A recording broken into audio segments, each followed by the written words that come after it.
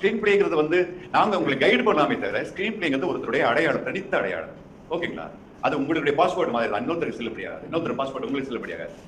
So அதுதான் உங்களுடைய real identity. உங்களுடைய சொந்த அடையாளமே உங்களுடைய ஸ்கிரீன் பிளே தான். அதனால வந்து உங்களுடைய பியூர் இமேஜினேஷன், அந்த இமேஜினேஷனை பயன்படுத்தி நீங்க ஸ்கிரீன் பிளே எழுதணும். சோ நாம வந்து பரஸ்பரம் நம்ம பேசும்போது அந்த ஸ்கிரீனுடைய இம்பார்ட்டன்ஸ் இன் அ ஃபில்ம் அதை பத்தி தான் நம்ம பேசுவோம். அதை நீங்க புரிஞ்சுக்கலாம்.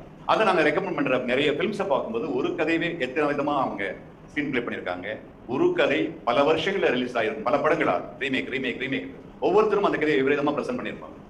நீங்களே ஒரு கதையை நம்ம ஒரு 100 பேர்கிட்ட கொடுத்தா, ஒரு 50-50% கொடுத்தா, ரைட்டஸ்ட் கொடுத்தா 50 டிஃபரெண்ட் ஸ்கிரீன் பிளேஸ் கிடைக்கும், 100 டிஃபரெண்ட் ஸ்கிரீன் பிளேஸ் கிடைக்கும். ஓகேங்களா?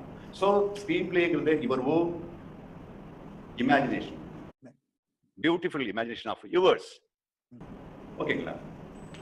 சோ நாங்க இங்க உள்ள மாஸ்டர்ஸ்லாம் உங்களை வந்து நல்லா கைடு பண்ணுவோம். அவ்வளவுதான், வேற ஒண்ணுமே இல்லை. How to right your screen play நம்ம சொல்லிக் கொடுக்க யாரும் முடியாது. தவறு